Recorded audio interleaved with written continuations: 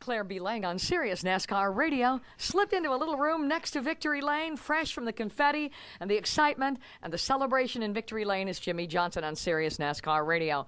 All right, I mean, that belt that you got for the trophy is about as big as you are, Johnson. Yeah, it is. It's cool. I fortunately have a couple other ones, and this race has been tough. It was real tough on us in 2008. Last year we were decent, but things didn't go our way with some luck on pit road when the caution came out. And then this year we got another belt, and very proud of today's race.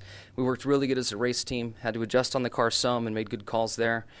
Very, very good pit stops on pit road. Even with the issue we had on one stop, we had a lug nut fall off. We still only lost 3 spots. So the guys are doing a great job and giving me a great race car to go out there and be competitive with. All right, Jimmy, now when you're being battled by your teammate for position, I have to imagine that's one of the toughest things in the sport. You want to make a great show. You want to battle hard. You want to take the position, but you don't want all heck to break loose either. No, and truthfully, I end up racing everybody how they race me. And yes, I do recognize that it was the 24 I was racing with, and I wasn't going to run into him too hard to push him out of the way.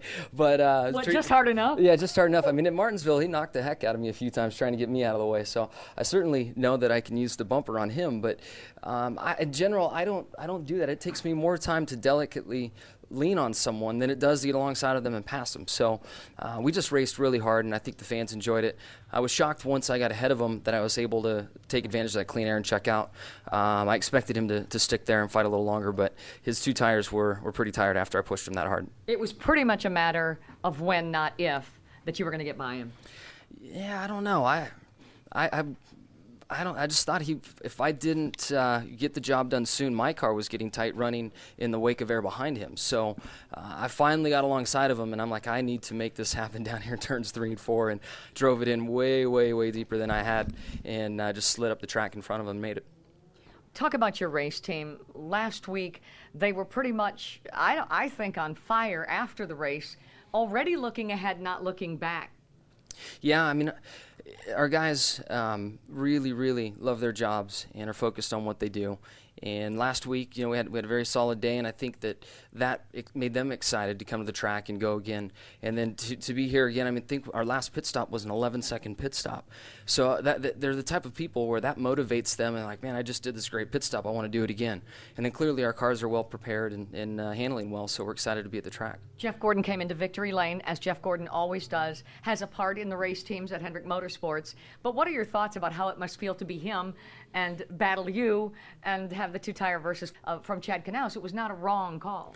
Yeah, it wasn't a wrong call, and I know for Stevie and Jeff both, it stung. I mean, to lead the most laps in the race and to be as dominant as they were, to not leave with the trophy, I mean, that stings, and it shows the class that Jeff has to come to Victory Lane and congratulate me, and with the smirk on his face, and good job, and grinding his teeth, and that kind of thing. So I give him a lot of credit for coming, and I certainly know that he hates running second, third, whatever it is, and especially after a day where you lead so many laps. But that's racing. It's what happens, and we got the trophy, and we're smiling. You were up on the wheel and edgy all weekend. When somebody asked you a question, you answered it. You were very interesting in the media center as you came in here, and I think we saw maybe a different side of Jimmie Johnson. Now they're asking you about luck, and you said, tell everybody what you said to them in there. There's no reason to not speak my mind. I feel after winning championships and being in the sport for as many years, I've earned the right to answer some questions and share my opinion. I don't think it's right to come in as a rookie and start throwing around your opinion before you've really earned the right to do that. So just sharing my opinions, and if people like them or hate them, then that's just the way it goes. I think it was pretty much about get used to it kind of thing. Yeah, I mean, there's so many different things that go on and so many different ways to view our sport. Last week, a large majority of people thought we were lucky to be on pit road when it happened, and yes, I agree with that, but that luck didn't make us win the race. I still had to hold off the 29 car. So this week's nice. We come here and, don't need any luck, good or bad, to interfere, and off we go. Before I let you go back into Victory Lane and continue the celebration, I want to ask you what this win personally means to you. You've had so many wins, Chad and I were counting them up, and for Hendrick Motorsports as well in Victory Lane. But what does this one mean to you? To race my teammate and the guy that handpicked me and hired me to bring me on board, was a hero of mine growing up in racing. It's cool to race that hard for a win, and we both had it all out there on the line, and I was able to win, and feel very, very good about that. I also heard that the most winningest driver, even if that's the correct term, the winningest driver in in history on mile-and-a-half track. So that's a really cool milestone that I wasn't aware of until today, and cool things are happening. And finally, who would you like to shout out to? Is there somebody in California or somebody here that you'd like to shout? Claire B. Lang on Sirius NASCAR Radio in Victory Lane with Carrot Top. Are you having a good time? This is the best. The best part of the race there. I thought Gordon was going to win. They came in for 2, and he got 4, and naturally, they're both good guys, both good drivers. I was rooting for 24, but 48's a good.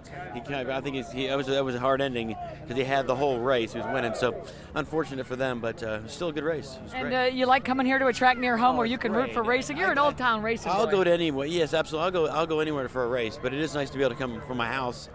I did helicopter in. I'm such a diva, but it was a lot of fun. Yeah. And finally, at the end of the race, when they were battling it out, was that hard for you? Yes, it was unbelievable. He was really banging back. Well, rubbing is racing.